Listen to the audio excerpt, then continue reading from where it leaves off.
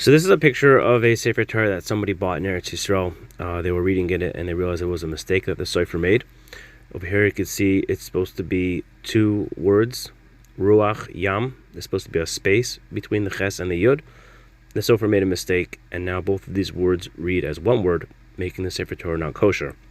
The proper way to fix this is to erase the words and rewrite it properly.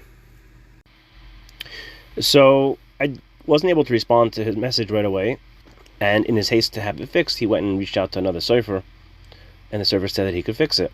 When he came to pick up the Sefer Torah from the Sofer, he took a look at the repair, and he immediately freaked out. So I hadn't heard back from him after I responded to him, and now I'm getting 3-4 calls, messages. I call him back. I say, like, what's the story? He says, you don't understand. I brought it to another Sofer to fix. He ruined my Sefer Torah. I don't know what to do. Can I bring it to you now? Can I fix it? I said, look, bring it. I'll take a look at it. I'll see what I could do for you.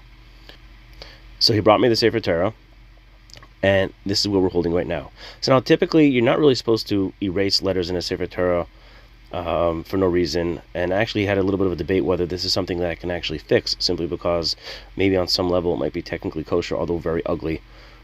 But I talked it over with a couple of Soferim and a Rav, and they all agreed that this is what would be considered l'tzarech tikkun, to fix a Sefer Torah, and that fixing this, erasing these letters to rewrite them, would be permissible.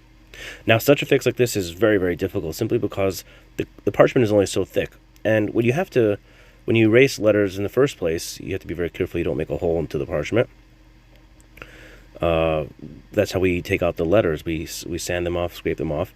And now in this instance here, somebody already did that in one spot, and quite poorly. So he dug down deep.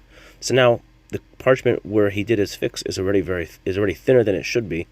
And now I have to take off the ink from already a thinner parchment to fix one spot 2 times. That's very difficult. And even though I'm very, very talented in fixing letters, I was really nervous that we were going to end up with a hole over here. But I told him I'll do my best, and you'll see the results for yourself. I got all my sandpapers here, all my different sandpapers. I got my knives. I'm not going to be able to show you how I do the work because I'm going to need serious concentration. I really do not want to make a hole here, although, as you can see, the parchment is roughed up. It wasn't erased properly, and then obviously it wasn't fixed properly. But my next image, I'm hoping to be able to show you a clean cloth without a hole, and then we'll go on to write and to fix the mistake. So wish me luck. Okay, so here you can see I managed to get off the letters, and couldn't get it as clean as I would have liked because it was very thin and I was risking making a hole. You can see I already made the new sirtut. That's the invisible line, the impression.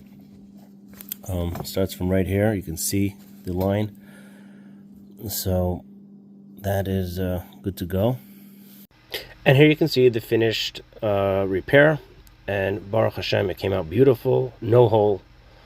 I did manage to clean the parchment a little bit better. I rewrote it as best as possible to try to mimic the other style of the writing, and the owner of the Sefer Torah was very, very happy. Baruch Hashem. So again, if you're not yet subscribed to the channel, subscribe. If you like this video, give the video a thumbs up, and I'll see you on my next video. Another video coming out real soon, and stay tuned.